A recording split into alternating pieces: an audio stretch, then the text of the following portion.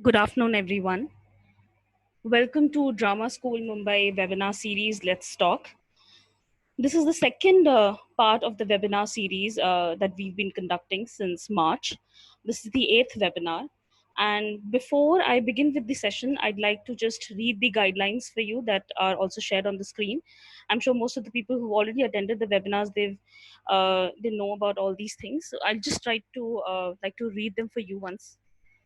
Upon joining the meeting, your audio and video will be on mute. We request you to please let it stay like that for technical and quality purposes. The moment you join in, if possible, please introduce yourself on the public chat space by telling us your full name and city, country. Those who have logged in from their mobiles, please rename yourself with your proper name, so that we can. So while while answering your questions, we can address you with your name, and not with the mobile name that you've logged in from. If you have any questions and comments, you can write to them in to us in the public chat space, the chat space that you can see here. You can write all your questions to us here in this chat space. In the case that all participants' questions cannot be answered during the webinar, we will make sure to answer all the remaining questions either by email or through one-on-one conversations over the phone. I'm sure most of you are already in touch with our course advisors, and you're having regular conversations with them regarding the application and admission process. Just in case you feel that your questions weren't answered during the session, you can just give us a call or write to us on info@thedramaschoolmumbai.in, and we will make sure to get back to you with your answers on those questions. Please note this webinar will be recorded and that you will be able to watch it later. I'm sure like most of the people who've attended our webinars before, you've also found our recordings on the DSM YouTube channel. The link to all these recordings is available on the website homepage. The moment you open the website, and on the homepage only you'll find a link to view the webinars. This will take you to DSM YouTube channel, and all the recordings are available there. So once this webinar finishes, we'll put across the recording on the YouTube channel again by evening today. We will do a recap every 20 minutes, so people who join in late or people who have missed out on any information can catch up.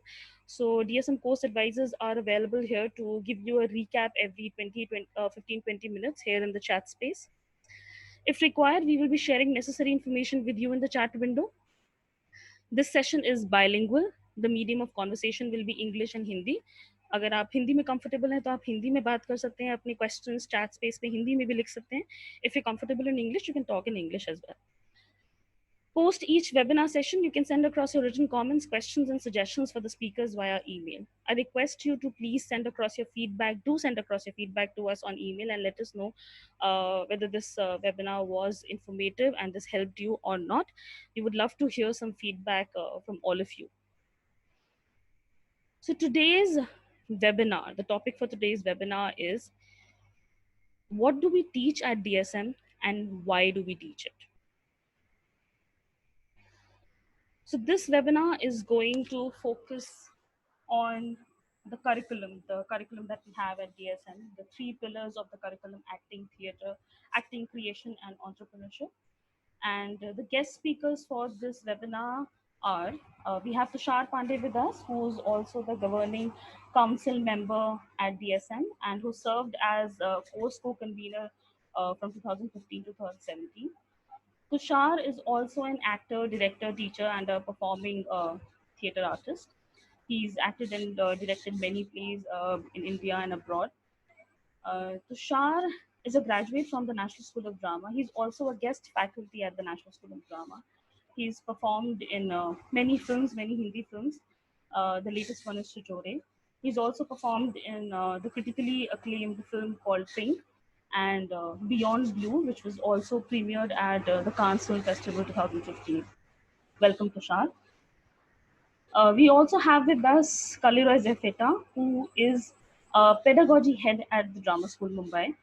Kaliroy is also an actor, theatre director, teacher, and a performing artist.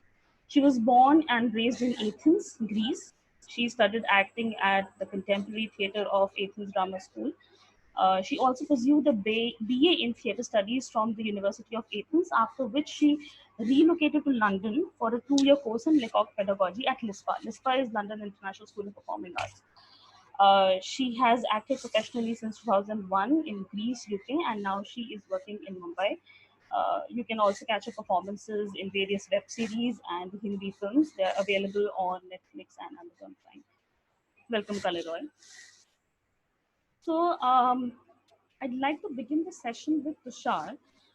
Uh, so Tushar, so I really like you to focus on the three main pillars of this course, the PG course in acting and theatre making. Three main pillars are acting, creation, and entrepreneurship. What is the idea behind the course structure being divided into these three pillars, and what are the aspects of training that we cover through, all these three pillars in our course?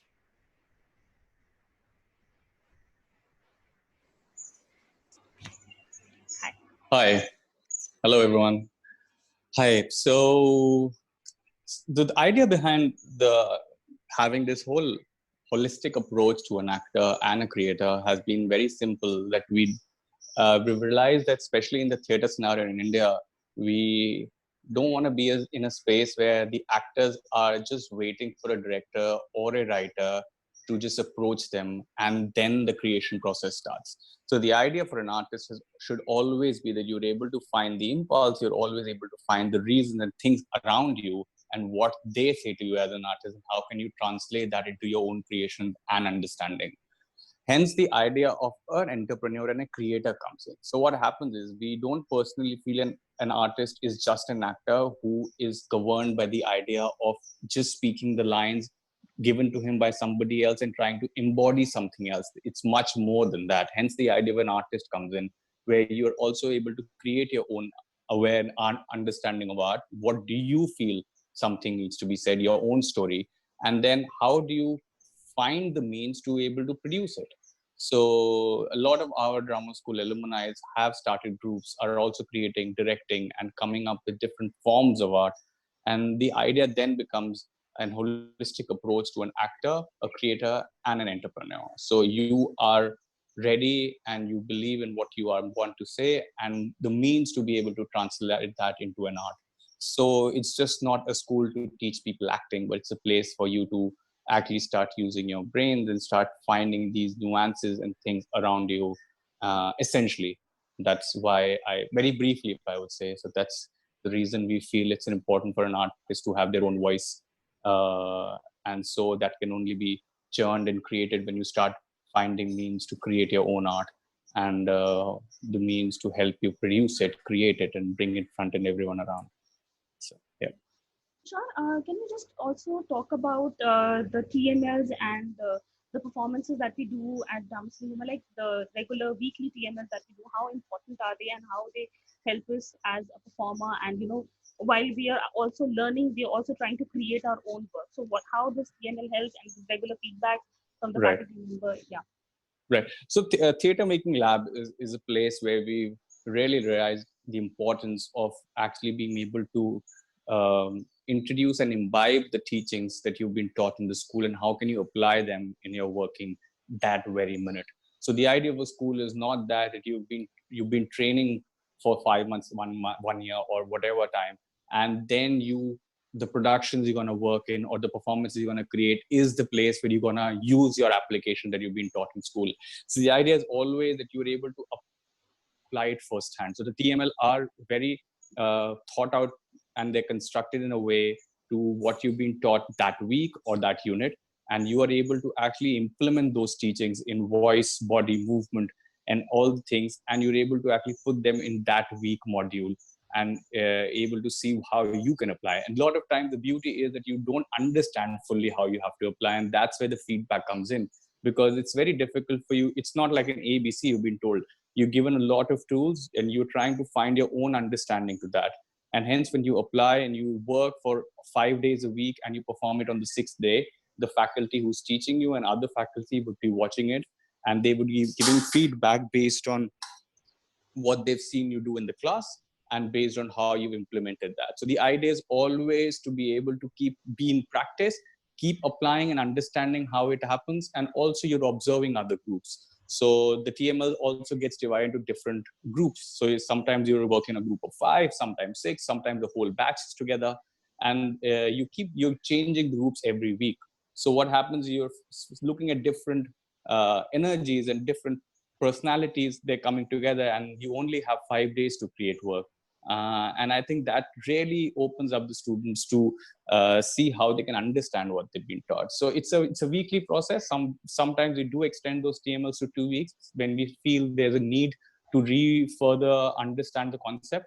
But the idea is always that you are creating. You are always there, churning out your ideas and putting into display and performing it for people. So it's not just classroom work, but it's also presentation where alumni, people we sometimes invite to watch our theater meeting lab on Saturdays. So this idea of always processing and always implementing and always putting into practice. And that is an essential idea in the drama school, that you are always there, present there. And it's never about saying, "Whoa, we will," when the time comes. You have to apply it right that very moment. And hence it's a very rigorous course. I think it's very clear, if people have spoken to you or others, that we really want you to invest the whole time with us. So we encourage people to actually invest fully in the school, because that's the kind of expectation we have from the students, and that's the kind of expectation we have among the faculty, that we want to give our whole energy to the school, and hence it needs to be reflected back to us. Right, right. Tushar, two very important things that I really want you to focus on right now is that we often talk about self-learning as an approach that we have at Drama School Mumbai, also the ensemble training, like we work with a group of people. So can you just shed some light on both these aspects and just give a perspective to all the participants who joined? I mean, when you look at any art, and specifically if I'm talking performing art, these are the two opposite spectrums, if one way see. The idea of when I'm creating and understanding things by myself alone, and the opposite of that spectrum is when I'm working with a group of people with different personalities. Now, that's the idea, because when an art is created, you have to look at these opposite spectrum, and both have to be fulfilled at the same time. And hence it's very important, when you're learning, you're always inculcating and you're always enhancing your understanding in these two different spectrums. And so what happens is, there are a lot of exercises, there are a lot of tools that you are only able to enhance when you're working and observing your co-actors, your batchmates, and you see how they're reacting to certain things and how you are reacting to them. For example, if they have so there's an exercise called push and pull, where you only have to apply force based on the force that had been given to you. Now, that can only be understood when there is somebody to apply a pressure, right? So you always need somebody to work with. But there are a lot of things that you need to go back and sit and understand, what is your take on it? How do you respond to something that's probably as an idea? So these really are two different sides that needs to be enhanced, and hence we are giving that focus in the school, that we want these two aspects to be really present, because a lot of times you need to have your own voice. You need to present things by yourself. You need to write your self-reflections. You need to do something that you personally have a response to. And hence the understanding of self-learning, the idea of reading these plays, an idea of responding how you react to them, is very important. And if you talk about an actor, it's very important to see how you are in a company, how you are in a group. So I believe for an artist, irrespective of any art, it is very important that you are able to enhance these two spectrums, these two personalities of yourself. And I think that becomes a very core value for the school, to keep giving students enough material to be able to, to just strive for it and keep pushing and bouncing. Sometimes it doesn't work. Sometimes it takes 5 months. Sometimes it takes a year. But I think that's very important, that you understand how important these two things are. One cannot do one without the other. So Thank you, Tushar. That was really helpful. Participants, if you have any questions from Tushar, you can just write them down in the chat space, and I will ask all these questions to Tushar. Kaliroy, I have a question for you here. Should I just go off video? Yeah, you can just go off video, and then we can just we have questions for you. Kali, hi. So I really wanted to come here and talk about, how does a day at DSM look like? Like, what's the schedule of the students when they come in at 7:30 in the morning? What exactly they begin with, and how the day is scheduled with all these classes, improvisation, devising, then we have scene study, then we have research and practice, all those things incorporated in that one day, and how students go through it. It's a rigorous, it's a strenuous schedule. It's a full time. They work from like 8 o'clock in the morning till 6 p.m. in the evening. So can you just tell us about what a day at DSM looks like? Sure. You need to though start my video because I Yes, can't start on my end if I you will. want to. Yeah, Um, 1 second. you can. Yeah. Yeah. Hi. Hi, everyone. So, a regular day at the DSM, as you mentioned, starts really early. Everyone is expected to be in school by 7:50 in the morning. And by 8 o'clock, the first class begins. It usually lasts an hour and 5 minutes. Um, there's a circle first to begin the day where all the students. Um, I don't know the exact chant that they decide to Angikam, we call have. it Angikam. Ah, yes. So they chant for a little while, and then the class begins, which is a physical class to start the day. It's either yoga or dance. Then there is a changeover. There is a quick 5 minute break, and we go into a voice or a singing class. So first is the body, to wake up the body, and obviously work in the during the duration of the course. You become fitter and fitter and fitter. And then it's the voice. As the body has already relaxed and it's engaged, it's much easier to work on the voice, uh, either through Alexander technique or through singing. um, would you like me to elaborate on Alexander technique? I would actually like you to elaborate on the importance of body conditioning, like or body Of conditioning, body conditioning. voice conditioning, So, because we often get this question from the applicants that why is body conditioning important for an actor, for a performer? And most of the first half of DSM class, the DSM schedule, is about body and voice conditioning. So why is it important for an actor?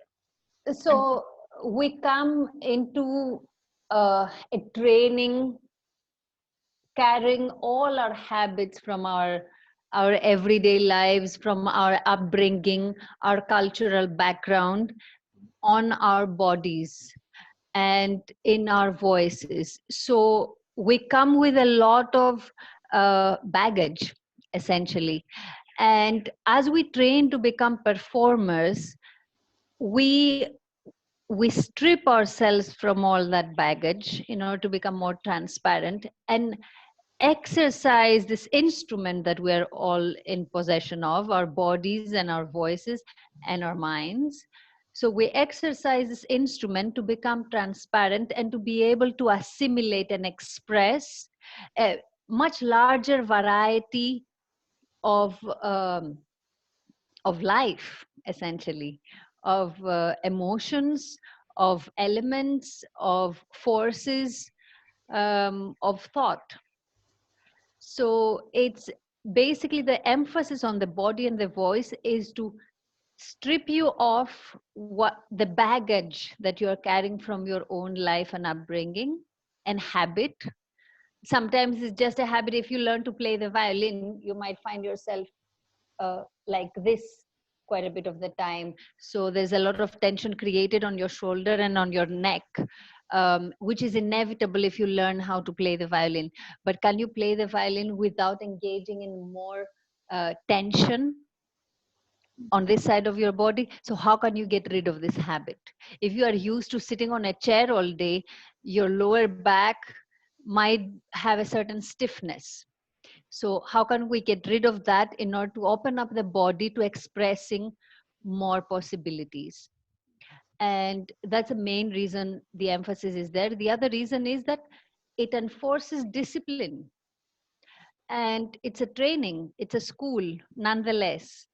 And the discipline that comes with doing the practice daily helps the mind as well to become disciplined and focus in the training. You know, theater training is like any other training.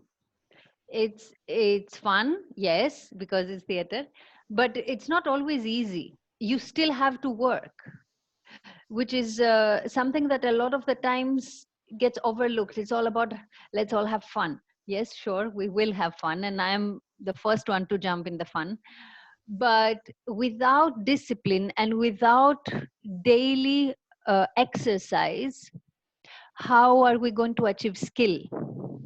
Because at the end of the day, it's skill that sets us apart, except for our own voice and uniqueness of voice that we eventually aim to find through the course if we don't have it already, or you aim to find it in life in general, to find your own artistic voice. So the course might be an initiation on finding your own voice. Uh, but at the same time, how are you going to develop your skill? And skill is a matter of practicing over and over and over again. So that's why the morning routine. Then eventually the day progresses at about 10 past 10. We get a break for breakfast, which is about 25 minutes long. And then after breakfast, there is an acting class for about 2 hours. It really depends. We're working on the schedule and improving the schedule and experimenting with different schedules as the years go by. So the classes are usually about 2 hours long. Um, and then there is a second break, and there is either a theater making class that focuses on entrepreneurship, production, or there is TML time where the students get to practice and create the piece that they're going to present the next week in the school, the following Saturday in school. So, and usually the day ends about 6 o'clock. Ali, I really want you to talk about the theatre making process. So the course that we have is also named as acting and theatre making course, and we often tell everyone that DSM is not only an acting school, it's an acting and theatre making school. So can you just talk about the theatre making aspects of it, and how and why exactly theatre making is also important for an actor and a performer? I'm pretty sure that if the people who are listening have already have some work experience, they might already know that sometimes you go out there to get an acting job, and nothing is really good enough. So when you experience that, when you go out there and you get some work, and then you feel like this is not how I want to express, I have more to say, and it's just not fulfilling enough. um, i I personally realized it through my own training at LISPA that learning theater making is so much more important than learning just acting. Um, because by learning how to make theater, you have so much more flexibility and space to find creative expressions for your own artistic voice to begin with.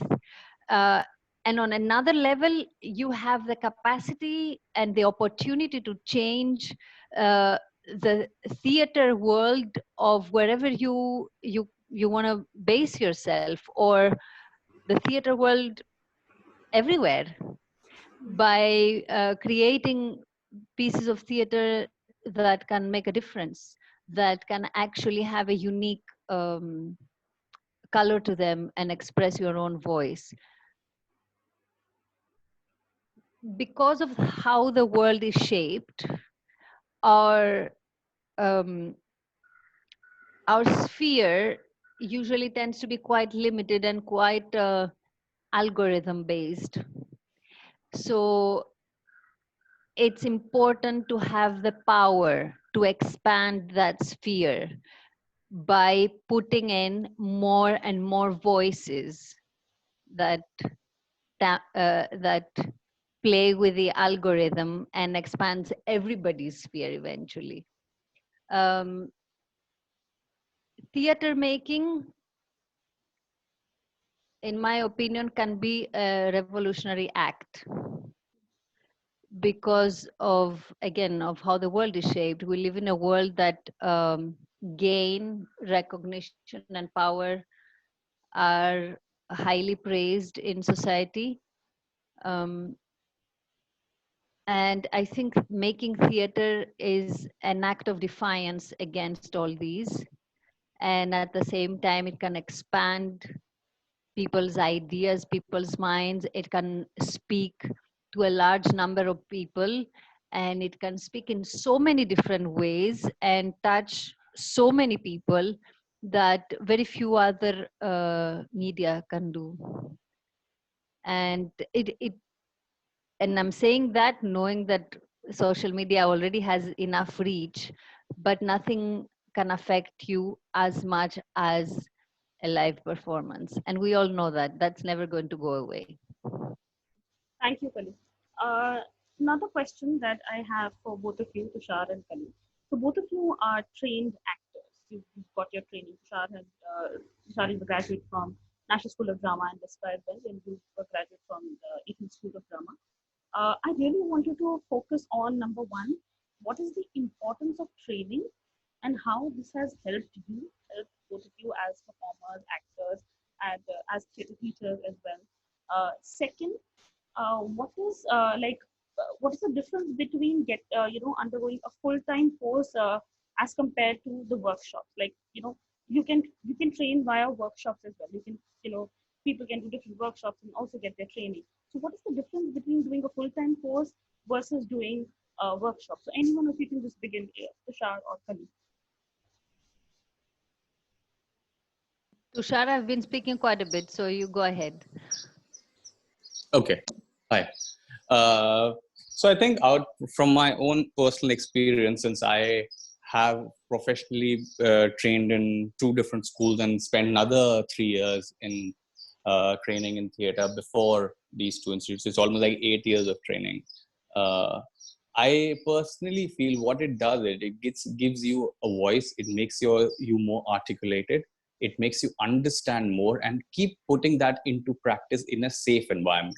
Essentially, that's what training does. I mean, I always tell students and people that one cannot always say somebody who's not trained in a professional school is not a good actor or a director or a theater person. No, that's not true. What it does is it gives you a safe space for a time where you can fail, where you can try different things and find comfort and your own voice in an environment. That's essentially why it really helps. Otherwise, I've seen people who are very good, but what it does is it gives them a lot of time going to different productions, projects, and getting that experience. At the same time, they had to prove themselves in productions. They can't always experiment things which they're not sure whether they'll work or not. Now that becomes very difficult because a lot of time you're working in a competitive environment and you are not expected to fail when you're outside working professionally. That directly is an opposite thing in a theater school, in any art school, where they would experiment and push you to try things that you're yourself not certain of. Because what it does, it adds to your vocabulary. It helps you find your own voice by experimenting with style, with design, with approaches, with 100 other things. So that essentially would makes a space where you're able to do different things. And again, for people who have professionally been working outside, you know how many times you are offered different varied projects, which were not very much. So what happens is you are working with certain kind of people regularly, and the kind of work they've been doing is in a particular style. And what a professional school does is it gives you a varied style, varied spectrum, varied teachers who works and have an understanding with different styles and approaches. So you are really suddenly thrown into an ocean with so much around you that you are able to definitely create your own understanding and a voice. What I feel is an advantage working in art school.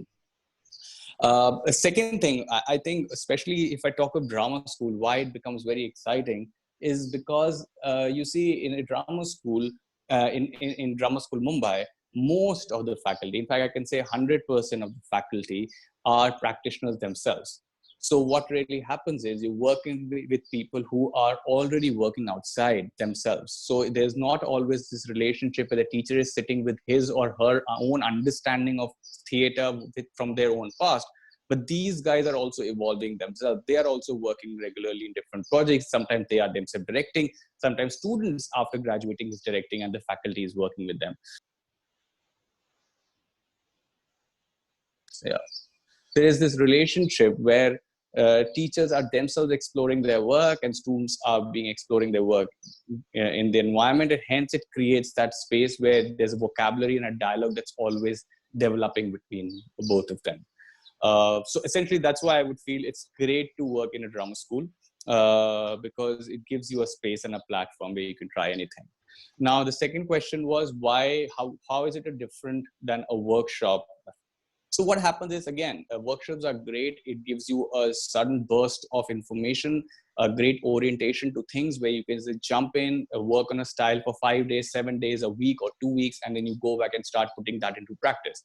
Now, most of the time what happens is, depending on what kind of workshop you're doing, it's most of the time reserved to one particular way or an approach. Maybe it's to do with mask, or maybe it's to do with voice, or maybe it's to do with Alexander, different styles. Now, what you're doing is you're trying to just learn one particular skill, and suddenly when you're out of it, you're trying to apply that. In a full-time course, what happens is you are learning probably 5, 10, 12 things, few at one time, working with voice and implementing voice in a theater making lab. At the same time, you're working with movement. And somehow there's always this cross connection that's happening in different styles, in different approaches, in different vocabularies. And you're able to create your own understanding because you're surrounded by it. Now, that entirely cannot happen in a workshop because the facilitator is also limited with the time. They also have for certain things they need to finish, and they also depends on the number of people there in a workshop. Very rarely you come across workshops which are full day long, more than 1 week. And I personally feel you need to work with a teacher for at least a couple of weeks to be able to start grasping and start having a dialogue with them. And it sometimes is not a great tool if you are initiating yourself into this world. I personally feel workshops are a great tool to keep enhancing your skills. And I think most of us, because we all of us practitioners ourselves, we keep doing workshops to just keep working on our own skills, but we are working on things that we've already developed and we want to enhance it or keep it into practice. For somebody who wants to jump into a course, in an initiation course, I think it will be very useful to be in a school for a long period of time, surrounded with people whose aim is to learn, surrounded with people whose aim is to teach, and hence it just becomes a very mutual space to create art and have a good and healthy dialogue. Right. Kali? Kali? Okay. Can you repeat the first question, please? So the first question was that you are a trained actor. So can you explain to the participant how training helps, like the career that you've chosen for yourself as a performer, as an actor, director. So how training helps. And the second question was the difference between doing workshops and a full-time course. Yeah. So it really, I think Tushar made a point on that actors who haven't trained in a school are not necessarily they're not bad actors, or they can't survive in the profession. But I also believe it's a personality thing. I trained for a very long time because I couldn't figure it out by myself, in the sense that it helps me to have input from people, firstly, who know more and who can enforce a certain plan and discipline and focus the student on what they need to learn next. It gives you a certain sequence, and also it provides you with like a course like the drama school course, or even the drama school I went to in Greece, which was a 3-year course. It doesn't provide you everything you need to know about the profession forever and ever. It will indicate you to certain areas that, if they're interesting to you as a student, you can probe more. For example, in my Greek drama school, I got to I had Alexander technique 3 hours a week, And for me, it was fascinating that this method was applied on the body, and it gave me a different sense of my physicality. Now, I had not had that experience before, and the training really helped me see that through Alexander technique, which was virtually unknown in Greece at the time. No other drama school had Alexander technique classes. Uh, that you can have a different experience through this method. So a drama school will always give you little windows for things that might interest you as a student or as an artist later, that you can probe further and develop more in those areas. And at the same time, particularly the drama school has a theoretical part um, of classes in the curriculum, where there is a part of the curriculum called theater. Sorry, my brain is stuck. Praxis and Shruti? Research and practice. Research and practice, thank you. So there's the R&P part of the curriculum where the students really get to look into um, the different styles of theater, history of theater, aesthetics, and understand theater from a theoretical perspective as well, which in my opinion is absolutely very important if you are looking um, to build your own artistic voice, um, in order to create work. Now, why is the school more important than not more important, more effective than not necessarily, but for some people, than a workshop? I think, honestly, Tushar, I think covered this question. Um, you can train in workshops, but at the same time, the duration of the course, the 1-year course, gives you the opportunity, or even if anything that's more than 2 weeks, it gives you the opportunity to build a rapport and go deeper into any subject. There is a reason why doctors study longer than most of other professions, because you can't cover everything in a short period of time, and you need time and practice. And making theater, or even finding your own artistic voice, whether you're going to make theater eventually, or you are just going to act, or you're just going to direct, nobody knows yet, but it gives you the opportunity to go much deeper into discovering that voice, which is so very important if you're looking to create your own work. Absolutely. Thank you, Kali. Yes, We have a few questions coming in from the participants. So the first question was, Karan wants to know what differentiates DSM from NSD or FTI. Tushar, do you want to address that question? Hi. Hey, Karan. I have studied at National School of Drama. I teach at National School of Drama. Sometimes I haven't taught for a while now. But I think at the end of the day, a theater school is a place where you find your own voice. It's a place where you're able to experiment and try things out. I will not put one drama school above the other. Though what I can say is a lot of time which really made me appreciate drama school Mumbai was that every teacher, as I've said before, is a practitioner themselves. So what they bring to the table is their own experience, which they are going through at this very moment and from the past.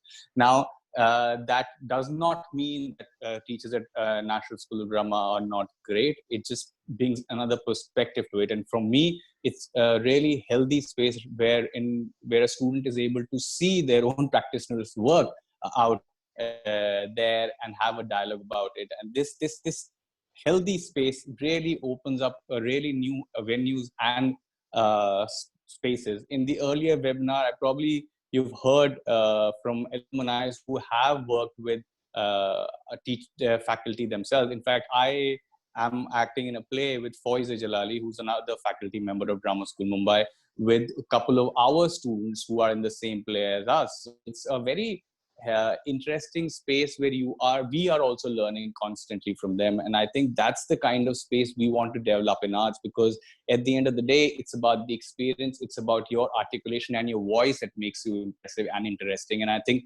that's what made us understand. That's why we are enhancing the course every year, because we understand there's a unique voice in every person, and that space is really interesting.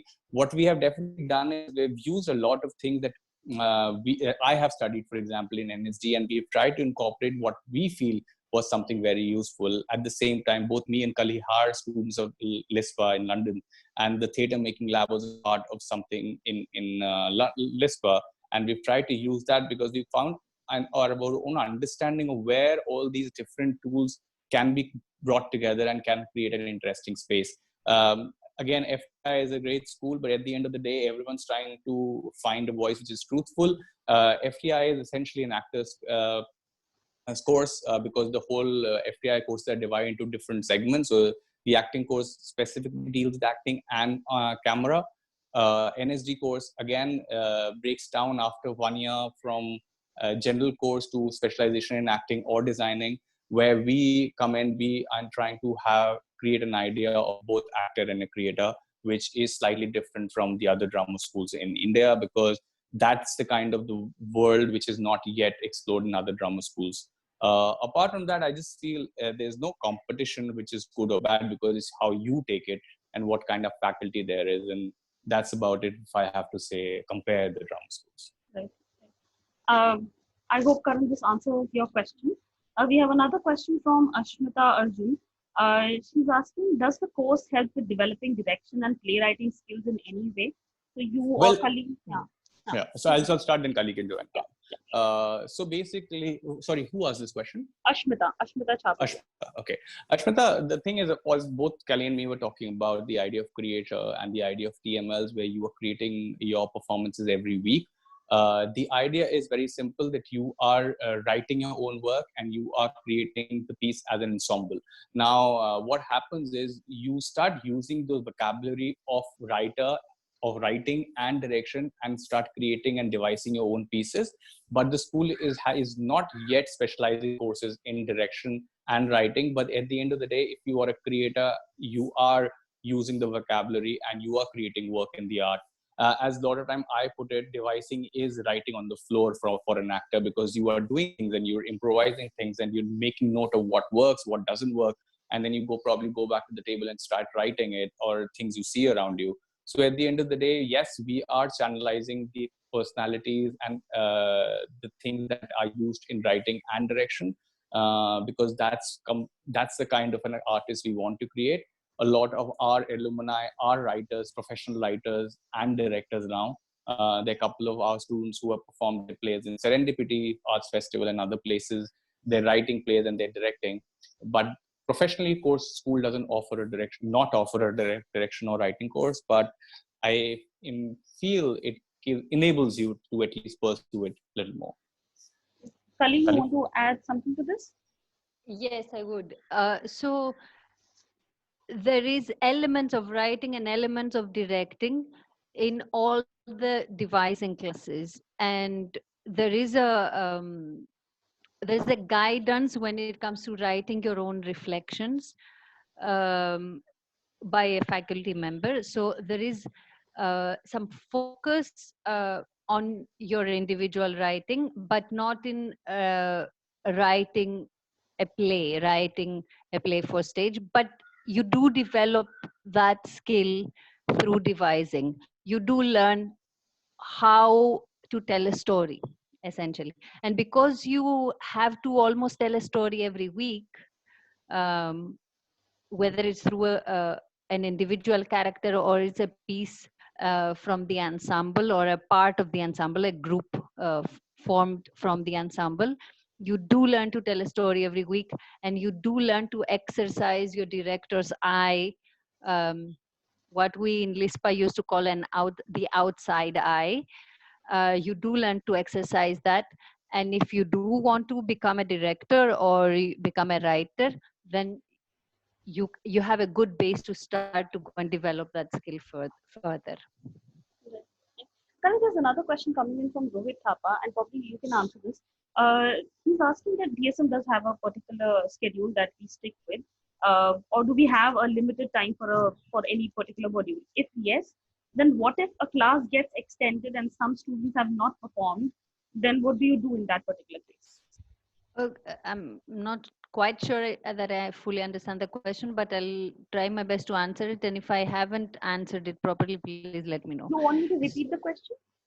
Yes. So basically, Rohit wants to know that do we have limited time for a particular module, and if during the class, if the class gets, if you have a limited time, and if all the students are not able to perform, then what do? You extend the class? Do you extend the time limit of the module, or you stick to the whatever designated time you have for particular classes or particular modules that you have? So the schedule is fairly strict. There is no extension of classes, no extension of timings, and we make it a point to leave the students on time for their breaks as well, and to end the day on time. That doesn't mean that it's 100% always perfect, but that's the aim, and we try to respect the timings as much as possible. There is no extension of the class if not all the students have performed. The faculty who is teaching the class takes a call on what needs to be done. Sometimes not all students need to perform. Sometimes a student can perform more than one time. It really depends on what is being taught every time. And in fact, this exercises the muscle of get on stage, get on the floor. When the faculty is asking who wants to go next, don't hesitate. um, we've all been there when we get shy and scared and all, but that's where you need to step up and go put yourself out there and do the exercise. I hope that's covering it. Yeah, that's fine, I guess. I hope Rohit, this answers your question. We have another question from Siddhant Setu. This is for both Tushar and Kali. Is this course more for theatre practitioner only? Will this course also prepare us for screen acting? And this is the question that we receive from many people every year. So I really want you guys to like really talk about this thing, because there are people who are concerned about that DSM only teaches acting and theatre making. This is not for screen. Whereas the people who have graduated from here have gone on to work for web series, films as well, and they're also making and creating theater and also curating performances. So maybe like both of you can just shed some light on this aspect of the course and how this training is going to help them, whatever they want to choose, as part of their career, whether it's performance for screen or theater, or maybe they want to get into training as a trainer, want to become a trainer, theater trainer, or get into doing corporate workshops or anything that they want to do. I'll start and then Tushar can also continue. Yes. Okay, so I'll address the camera acting part because I also get that question outside the drama school a lot. Acting is acting, and you get to understand what acting is and start to shed your own baggage and creating a more transparent instrument. And on that instrument, which is your body, voice, and mind, you can up the volume in the expression or lower the volume. So in theater, volume usually, not actual voice volume, but your expression volume is tuned a little higher than camera requires. That is in very broad strokes. Now, acting on camera has its own clues and quirks that you can learn as well. We don't teach specifically camera acting at the DSM, but if you ask me, as I said, acting is acting, and you can learn acting and then take that acting and adjust it for camera, and also by doing more and more camera work, you can understand those quirks that I spoke about, that the camera requires, and through that practice you can adjust what you've learned. Tushar, would you like to elaborate? Sure, I'll just add a couple of more things. I think what Kali said makes a lot more sense. At the same time, what I personally believe is what actor needs essentially is the truth. Okay, if you watch any performance on camera, at the end of the day, you will only believe it if the performer is truthful. If the performer feels and believes what they are, where they are, who they are. The 5 Ws of Stanislavski, if we have to dig in deeper. So at the end of the day, what any actor, specifically acting I'm talking, does is they find truth. Now you can pick different styles of practitioners, Stanislavski, Meyerhold, Chekhov, Brecht, Augusto Boal, whichever pattern you'll go, the actors still have to be truthful and believable, irrespective of the styles they're performing. Camera can be looked in something very similar to that. If you look at into schools that teach camera acting, they would also do the basics of what it makes an actor believe in things, emote, and it's an application of that into a performance. Now, for example, if you're watching a musical, a film which has a lot of singing, if you look at a lot of West musicals, now what they've done, they're still trying to find an authenticity and the truth in a style with singing. If you go into a very physical driven film, again the truth has to be incorporated essentially, and then you are picking different styles of performance. This is what basically does when an actor goes on stage. You might have to perform with mask, you might have to perform in movement, you might have to do a very realistic performance. At the end of the day, you are just channelizing your core into different styles, still finding the truth. So what I feel is the first step to camera acting is same throughout the world, whichever drama schools or acting schools you go to. They'll make you go through places where you are touching your own personality, understanding your own voice, and saying things truthfully. On top of that, what it gives you a place where you're facing camera and understanding the tools. What drama school does, it places you in a space where you're able to enhance and find your own voice. Now, what you do with it is what you have to understand, that a lot of our students have only pursued theater acting and they're only working in theater.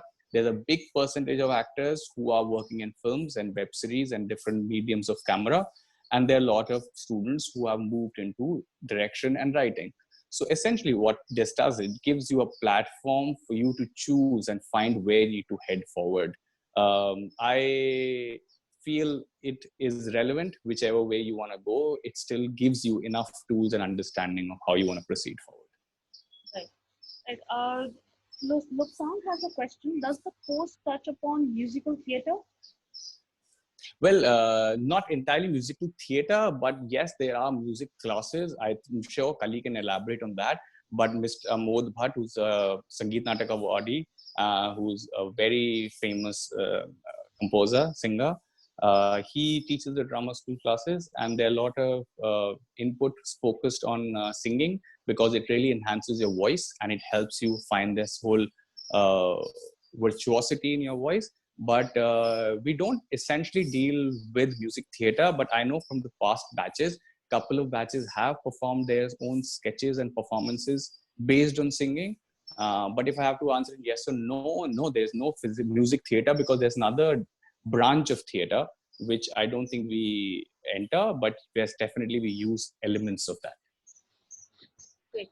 I also want to ask both of you, Kali and Tushar, that with all the things that we have talked about in this session, what is the kind of investment that we're looking at in terms of, when I join a drama school, I become a student at the drama school. So what is the kind of investment mentally and physically do I need to be, I need to prepare myself for this training, this 1 year full training that we am going for right now? Well, I always tell anyone who wants to come to drama school specifically is you have to be very certain that you want to do it, because it demands from you. It's not a place where you can come and go. It's not a place you can come and say, okay, now I'm going to take a break for a couple of days. The faculty, the course, the people who are running the course, everyone involved is very serious about what they do. And that's the same kind of investment one would want it from the students, because all of us in one way or the other are investing our own time and energies and skills so that we can enhance the best we can offer. And that demands a lot of time, and that demands a lot of mental focus. And we don't expect you to be doing anything. We don't expect you to be outperforming professionally, because you have to invest in enhancing your skills. You have to invest in the school. We only take a limited number of students, so we have a reason why we only want to work with certain number of students, because we want to invest our whole time, and we don't want to have X number of people just because we can get them. So it's a very strict reason why we want people to invest their whole time and days with us. And it can be exhausting physically and mentally, but that's why we have an ensemble where people can feed off each other, help each other, grow together. So be serious if you want to come, because people there are serious. Ali, if you want to add something. Yeah, I would advise anyone who wants to apply to the drama school for their mental and physical health, not to do anything else during the course of the drama school, because the course is demanding, and you are not going to be able to get the most out of the course if your attention is divided. That's all.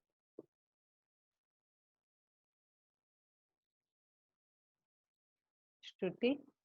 Yeah, hi. Oh, okay. I Yeah. thought for a second that I'm stuck. No, I couldn't unmute myself for a while. All right. So thank you, Kali. Thank you, Tushar. I think this was a very informative session, and I hope participants were able to,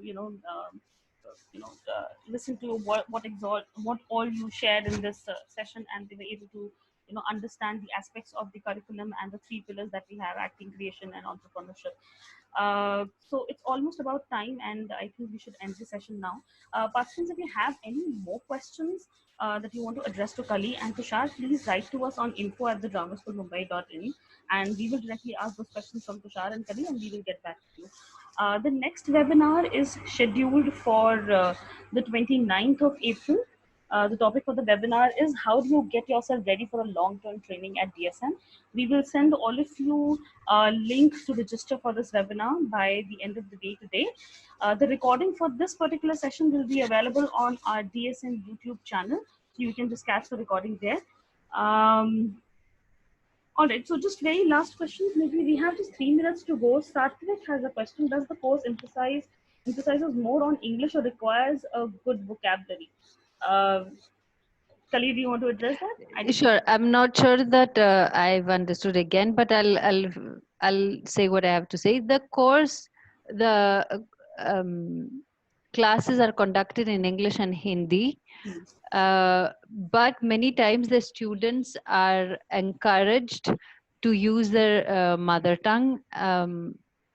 Is it a particular language that I think it was Satvik who asked the question that you speak Satvik, but I don't know if it's a language that nobody else speaks at the school.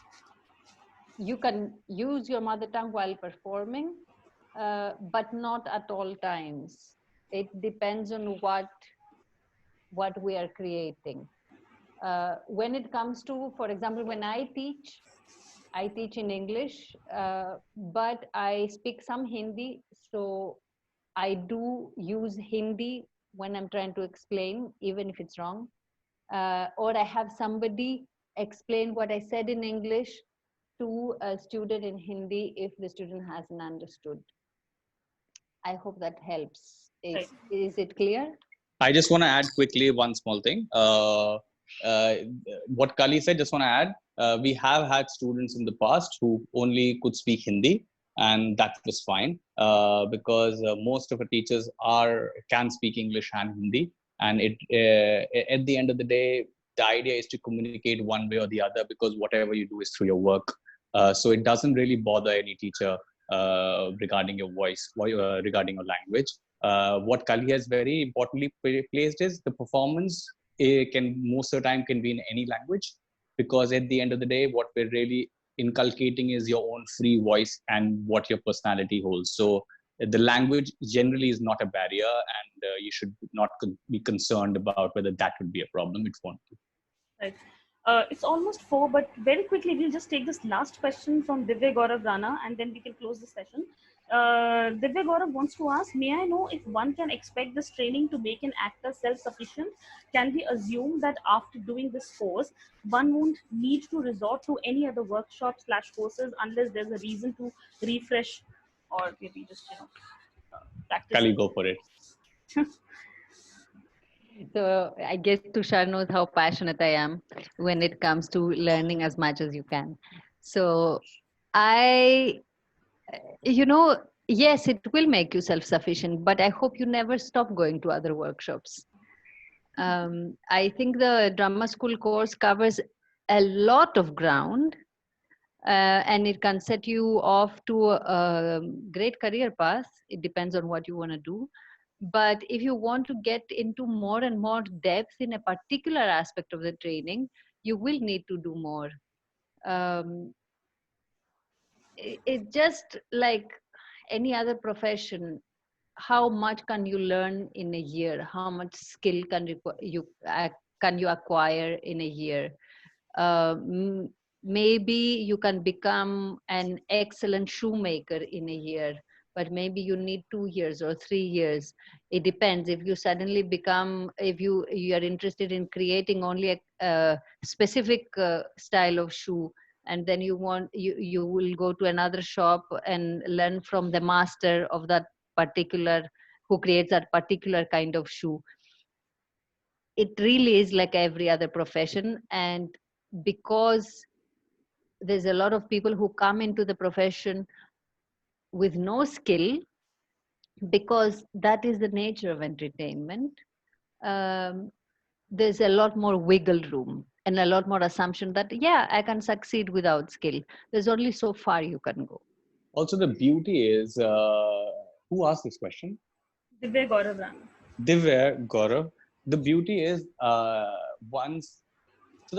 the sufficiency is never there in art. So I know what you're asking, but somehow what I really feel is there is never a place called sufficient when it comes to art or when it comes to performing, because at the end of the day, you would be channelizing different areas of your personalities into creating different characters or different performances, and you will understand how much more you need to feed.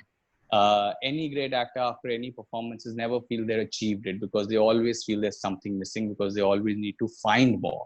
I'll give you a very quick example. Before I joined NSD, I've gone through 3 years of training with a group. And when I got through NSD, I realized I don't want to do it, because who wants to go for 3 years of training in acting? Because same question, right?